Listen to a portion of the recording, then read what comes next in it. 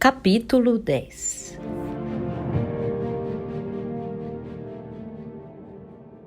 And women are, after all, the carriers of original sin. That's not quite how we advance it, sir. Do you not say that women are the means by which evil came into the world? There is in your Bible a fantastic tale about an apple and a snake. The old religion embraces yours, Bishop, but your priests deny the power of Avalon. Perhaps it's because you tell them not to. Igraine, your wife speaks her mind, Gorlois.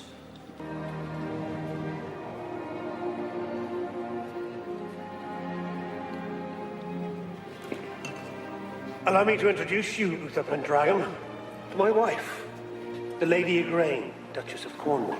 And sister to the Lady of Avalon. It's an honor to meet a daughter of the Holy Isle. Vivienne. Vivienne, why are you doing this to me?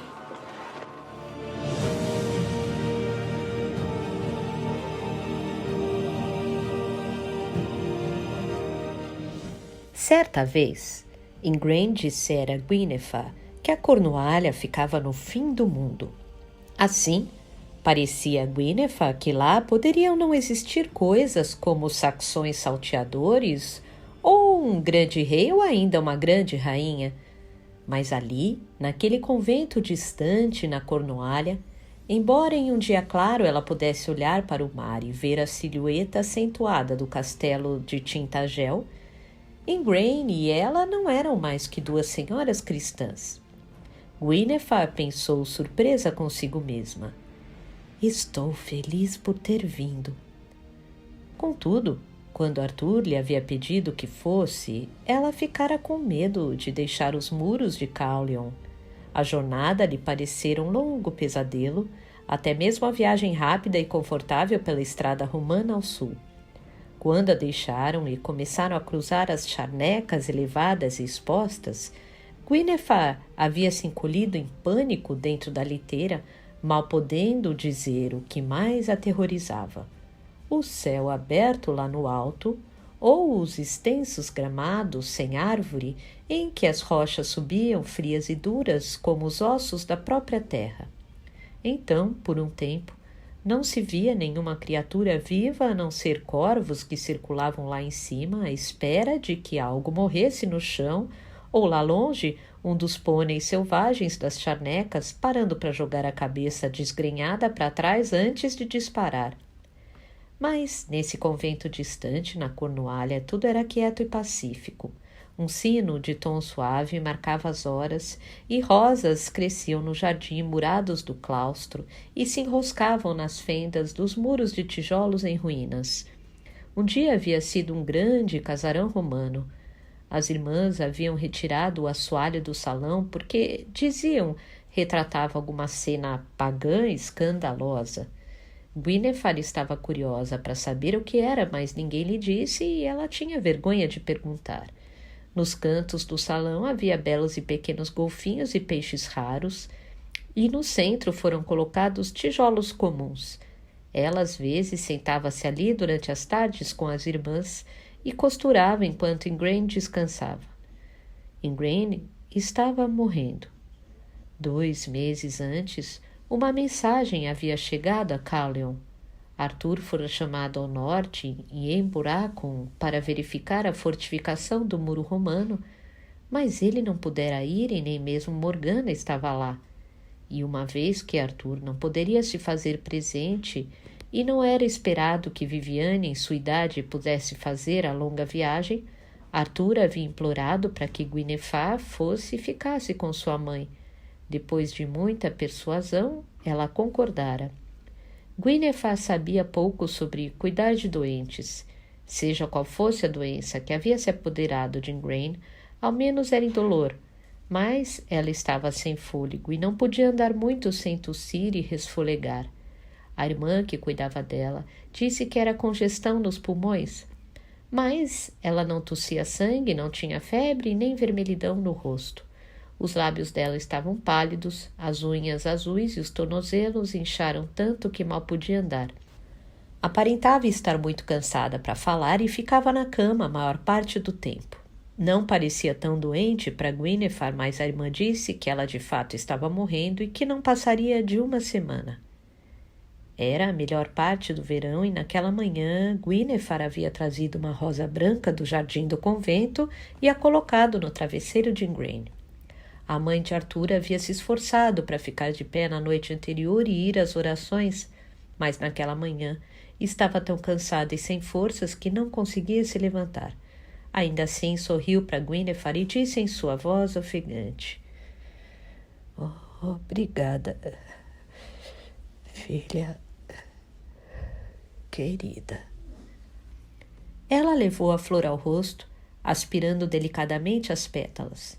"Sempre quis rosas em tinta gel. Mas o solo lá era tão pobre que pouca coisa crescia. Morei lá por 5 anos e nunca desisti de tentar fazer algo parecido com um jardim. Quando foi me buscar para o casamento, você viu o jardim em minha casa, disse Gwynethar com uma pontada de saudade daquele jardim murado distante. Eu me recordo de como era bonito. Lembrou-me Avalon. As flores são muito belas lá nos pátios da Casa das Donzelas. Ela ficou em silêncio por um momento. Foi enviada uma mensagem a Morgana em Avalon. A mensagem foi enviada à mãe, mas Taliesin disse que Morgana não estava em Avalon, disse Gwynethar. Sem dúvida está com a rainha Morgause em Lothian, e nestes dias leva muito tempo para um mensageiro ir e vir.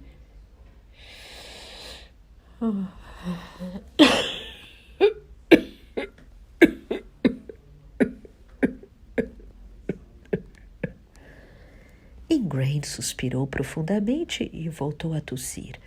Gwynethar ajudou a se sentar ereta. Depois de um tempo, Igraine murmurou: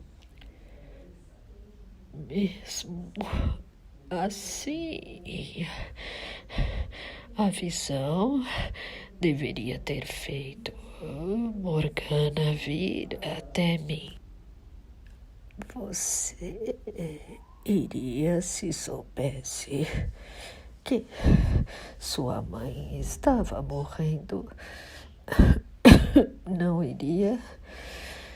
Sim, pois você veio e nem mesmo sou sua mãe. Por que será que Morgana não veio?" "Para ela não faz diferença que eu tenha vindo", pensou Gwynethar. "Não sou eu quem ela quer aqui. Não há ninguém que se importe se estou aqui ou em qualquer outro lugar." Teve a impressão de que o próprio coração estava ferido, mas Igraine olhava ansiosamente. Então ela disse: "Talvez Morgana não tenha recebido nenhuma mensagem. Talvez tenha ido a um convento em um lugar qualquer, se tornado cristã e renunciado à visão. Pode ser. Foi o que fiz quando me casei com Uther. Mas, mesmo assim, de vez em quando a visão vinha sem que eu desejasse. E acho que se Morgana estivesse doente ou morrendo, eu saberia. A voz dela estava aflita. Tive a visão antes de vocês se casarem. Diga-me, Guinevere, você ama meu filho? Guinevere evitou os olhos claros e cinzentos da mulher doente. Tinha dúvidas sobre se Igraine podia ver dentro de sua alma. Eu amo e sou sua fiel rainha, senhora. Sim, acredito que seja. E vocês são felizes juntos? Igraine segurou as mãos delgadas de Guinevere nas suas por um momento e sorriu de repente. Ora, claro que devem ser. E serão ainda mais felizes já que, por fim, conseguiu conceber um filho dele.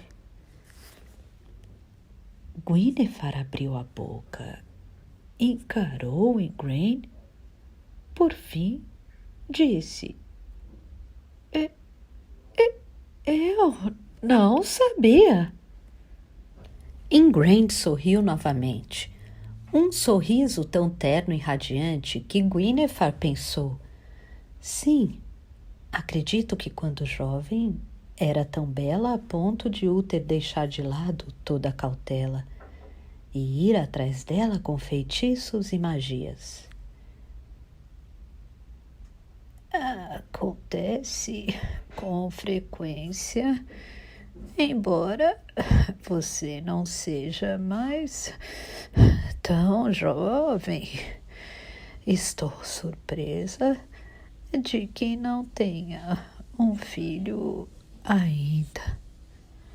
Não foi por falta de vontade nem de rezar por isso, senhora, disse Guinevere, tão abalada que mal sabia o que falava. Estaria a velha rainha delirando? Seria muito cruel brincar com um assunto como esse. Como? O que a faz pensar que estou grávida? Eu me esqueci. Você não tem a visão, disse Igraine.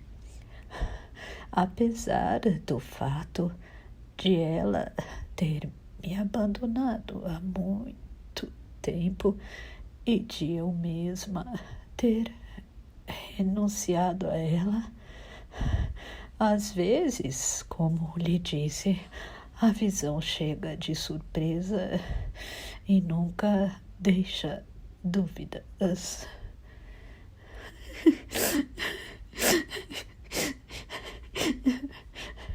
Guinevere começou a chorar e Igraine, perturbada, esticou a mão magra e a colocou sobre a da jovem. Ora, o que é isso? Eu lhe dou boas notícias. E você chora, criança?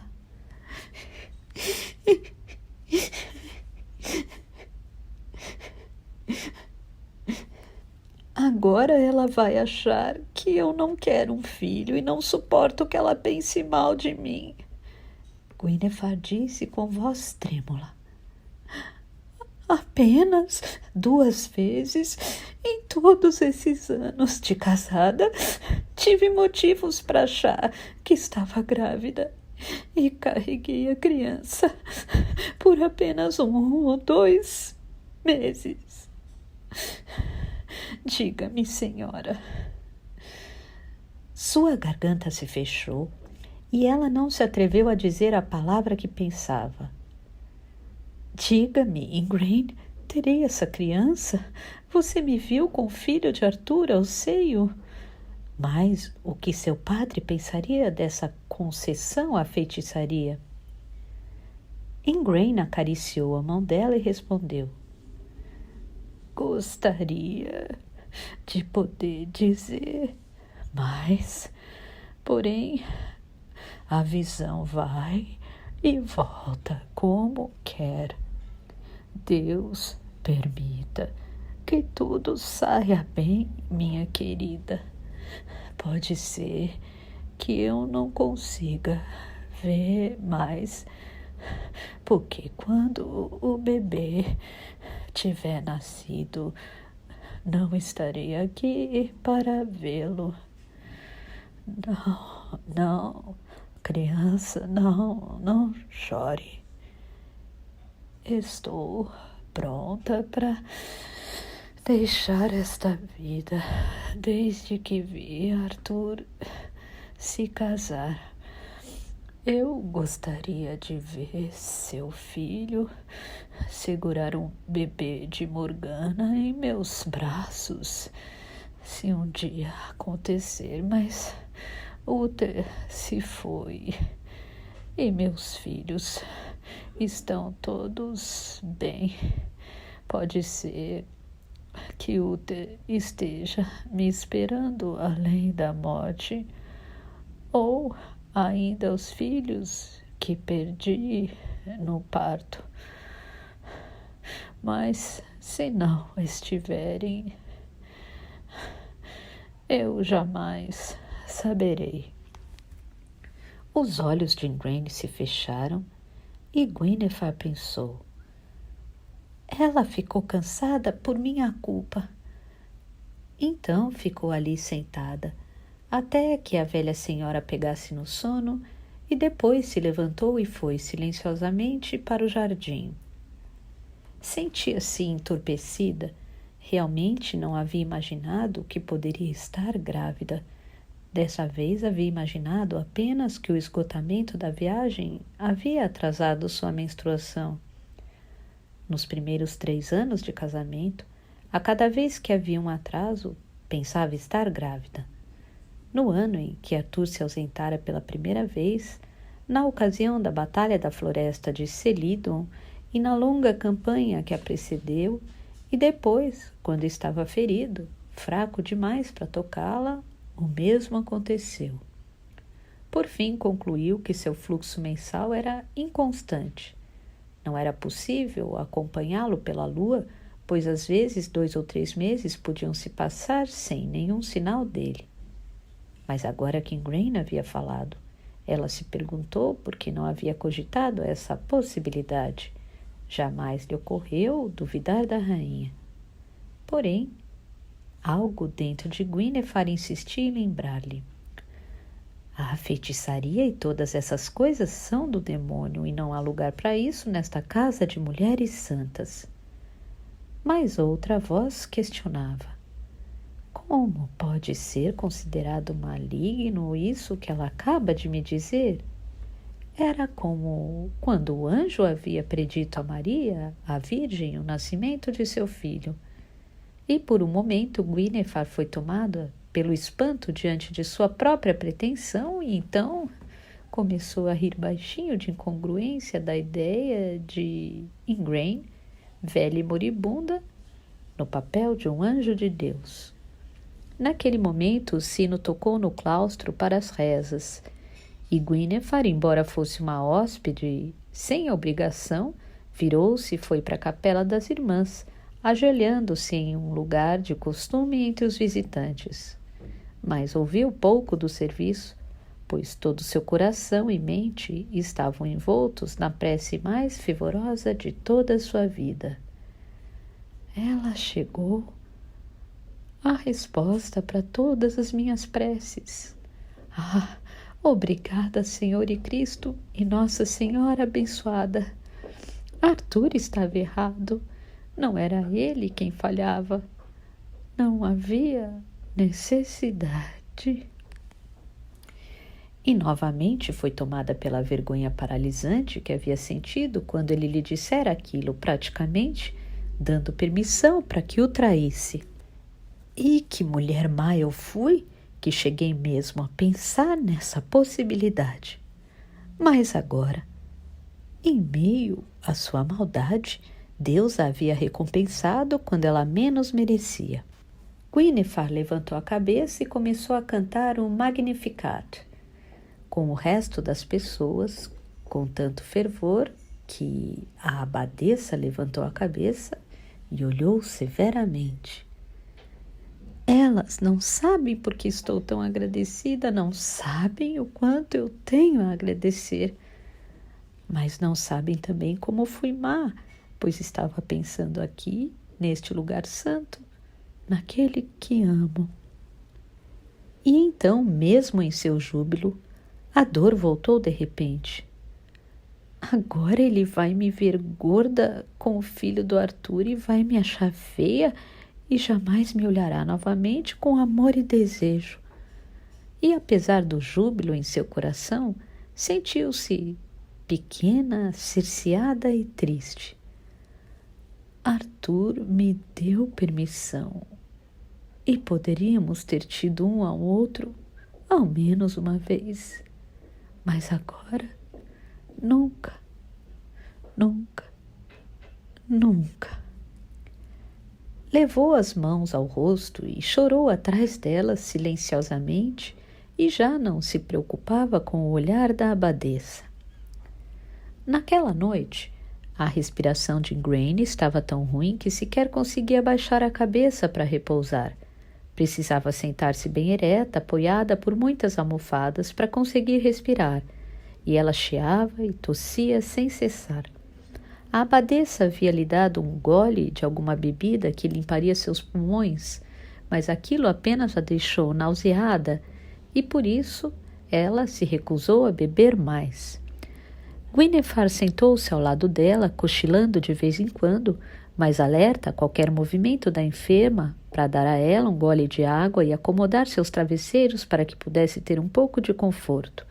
Havia apenas uma pequena lanterna no quarto, mas o luar estava brilhante e a noite tão quente que a porta para o jardim permanecia aberta. E em meio a tudo, havia o som abafado do mar, sempre presente, além do jardim, batendo nas rochas. Estranho, Igraine murmurou em uma voz distante. Jamais pensei que viria aqui para morrer. Eu me lembro de como me senti triste, sozinha, quando cheguei a Tintagel, como se tivesse vindo ao fim do mundo. Avalon era tão bela, tão linda, tão cheia de flores.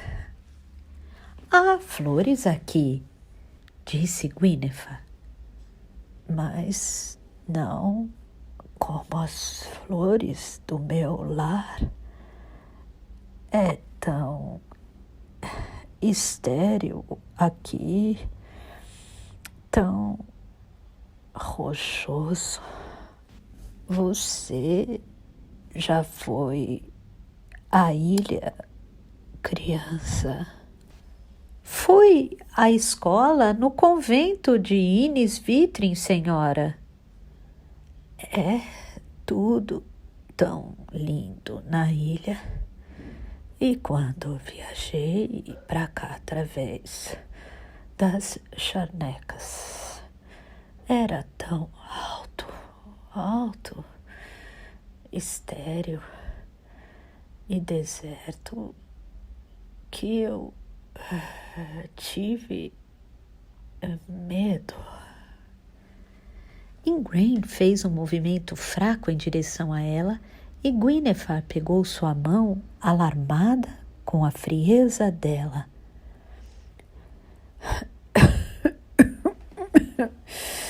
Você é uma boa menina para vir de tão longe, enquanto meus próprios filhos não o fizeram. Eu me lembro de como detesta viajar e veio agora para um lugar tão distante, mesmo estando grávida.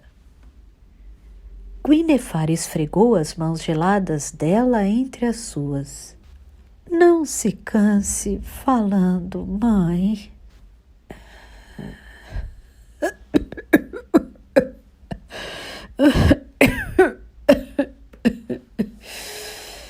Você acha que isso faz diferença agora, Guinevere?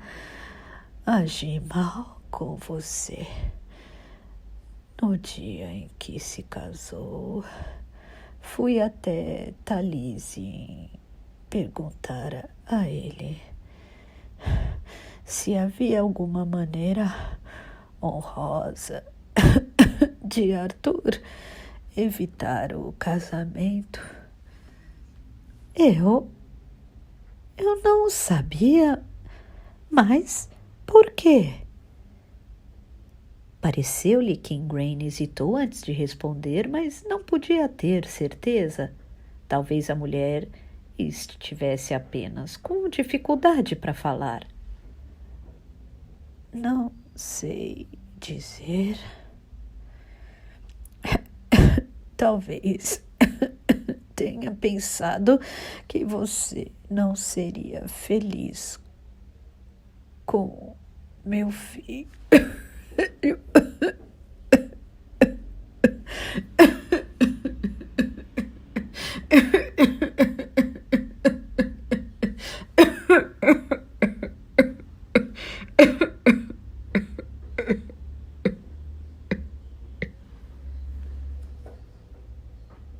Agora, você não deve falar mais, mãe. Quer que eu chame um padre? Oh, diabo! Com todos os padres, não quero nenhum deles perto de mim. Ah, não fique tão chocada, criança. Você pensava que eu era devota a ponto de me retirar para um convento em meus últimos anos. Mas, na realidade, para onde mais eu poderia ir? Viviane me receberia em Avalon, mas não consegui me esquecer de que foi ela quem me casou com Goloás.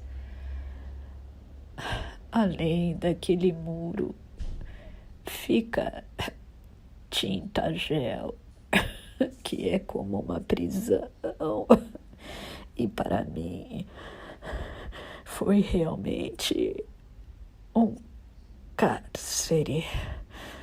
Ainda assim, era o único lugar que poderia considerar meu. E achei que havia conquistado isso por tudo o que aguentei ali.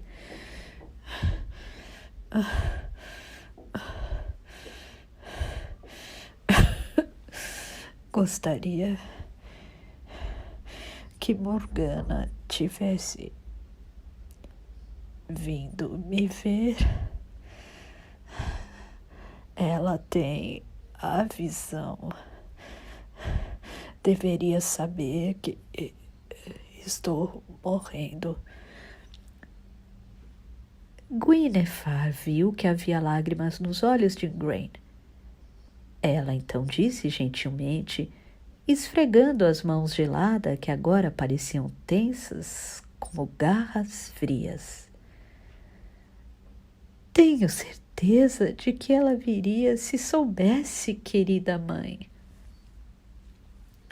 Mas eu não tenho tanta certeza. Eu a enviei para as mãos de Viviane, mesmo sabendo como Viviane pode ser cruel, mesmo consciente de que ela usaria Morgana tão impiedosamente como me usou para o bem desta terra e por seu amor, pelo poder. Mas eu a enviei porque achei que fosse o melhor a fazer. Para mim, aquela era uma escolha entre dois males, então pensei que ficaria melhor em Avalon, nas mãos da deusa, do que nas mãos dos padres de preto que a ensinariam a pensar que era maléfica simplesmente por ser mulher. Gwynethar estava profundamente consternada. Roçou as mãos geladas entre as suas e renovou os tijolos quentes sob os pés de Igraine. Mas os pés também estavam frios como gelo, e quando a nora os esfregou, Igraine disse que não podia senti-los. Sentiu que deveria perguntar novamente. Agora que seu fim se aproxima, não quer falar com um dos padres de Cristo, mãe querida? Eu já disse que não. Ou então, depois de todos esses anos em que fiquei em silêncio para ter paz em casa, poderia finalmente lhes dizer o que realmente acho deles. Eu amava Morgana o suficiente para enviá-la para Viviane, para que ao menos ela escapasse desses padres.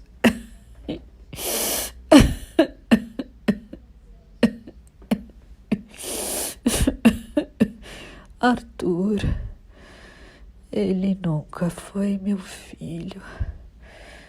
Era filho de Uther, apenas uma esperança de sucessão, nada mais.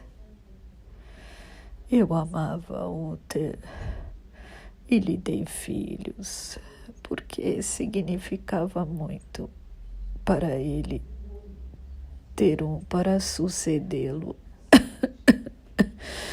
Nosso segundo filho, que morreu logo após seu cordão umbilical ser cortado, acho que aquele eu poderia ter amado por mim assim como amava Morgana.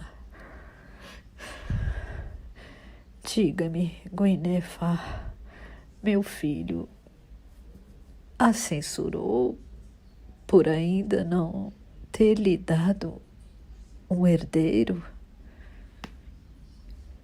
Guinevere baixou a cabeça, sentindo os olhos arder com as lágrimas. Não, ele vem sendo muito bom para mim, jamais me censurou. Ele me disse certa vez que nunca havia tido um filho com nenhuma mulher, embora tenha conhecido várias, e que então talvez a culpa não fosse minha. Se Arthur a ama por você mesma, então é uma joia inestimável entre os homens, e é melhor que possa fazê-lo feliz. Eu amava Morgana porque ela era tudo o que eu tinha para amar. Eu era jovem e triste. Você não.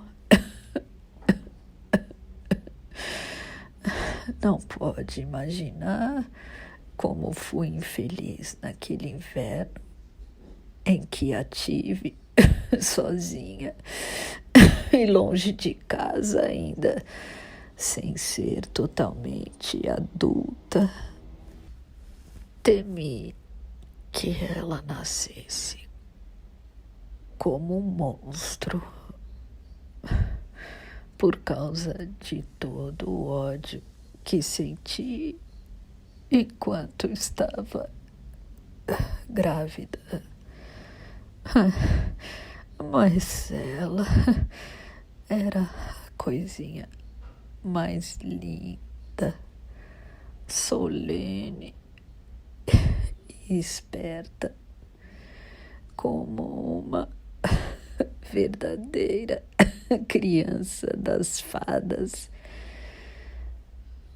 Apenas amei Morgana e Uther.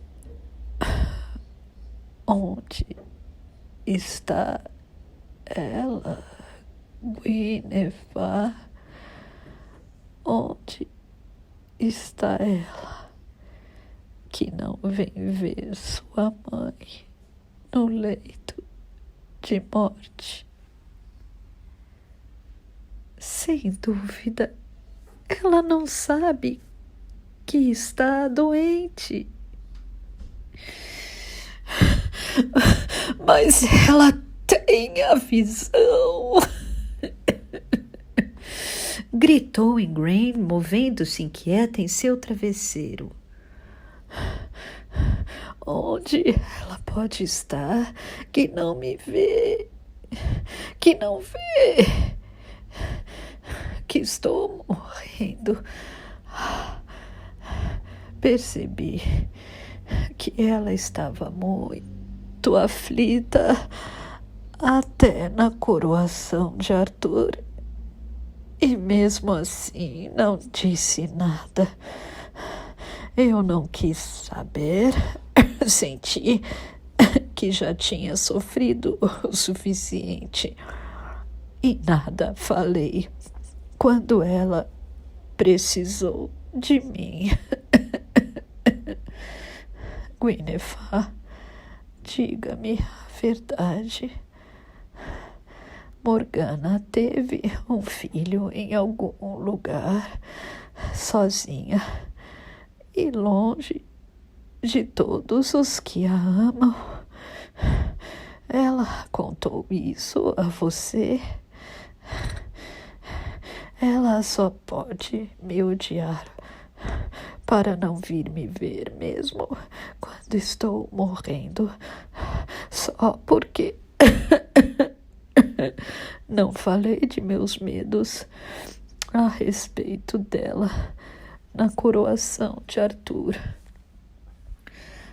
Ah, deusa, eu deixei a visão de lado para ter a paz em minha casa, uma vez que Uther era um seguidor do Cristo. Mas conceda-me a possibilidade de ver onde está minha criança, minha filha. Guinevere segurou o imóvel e disse: Agora você precisa ficar quieta, mãe. Deve ser como Deus deseja. Você não pode invocar a deusa dos demônios aqui. Ingrain sentou-se bem ereta. Apesar de seu rosto doente inchado e dos lábios azulados, ela olhou para a jovem de tal maneira que Guinevere subitamente se lembrou. Ela também é a grande rainha desta terra. Você não sabe o que diz, afirmou Ingrain com orgulho, pena e desdém. A deusa está acima de todos os outros deuses. As religiões podem nascer e sumir, como descobriram os romanos e como os cristãos, sem dúvida, descobrirão. Mas ela está acima de todos. Ela deixou Guinevere baixá-la sobre os travesseiros e gemeu. Gostaria que meus pés ficassem aquecidos. Sim, sei que há tijolos quentes neles, mas não consigo senti-los. Uma vez li num livro antigo que Talise me dera que um estudioso foi obrigado a beber cicuta. Talise diz que sempre mataram os sábios, assim como o povo das terras do sul colocou Cristo na cruz. Esse homem sábio e santo foi forçado a beber cicuta porque a plebe e os reis disseram que ele ensinava uma falsa doutrina, e quando estava moribundo, ele disse que o frio subia de seus pés. Então, morreu. Não bebi cicuta, mas é como se eu tivesse feito, e agora o frio está chegando ao meu coração. Ela tremeu e ficou imóvel, e por um momento Guinevere pensou que ela tivesse parado de respirar. Mas não, o coração ainda batia lentamente. No entanto, Ingrain não voltou a falar. Ficou deitada em seus travesseiros, ofegante.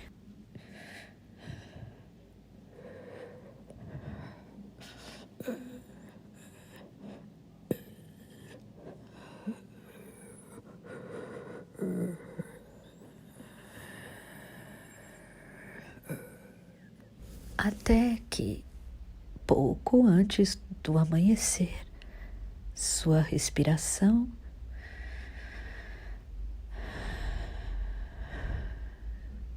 cessou.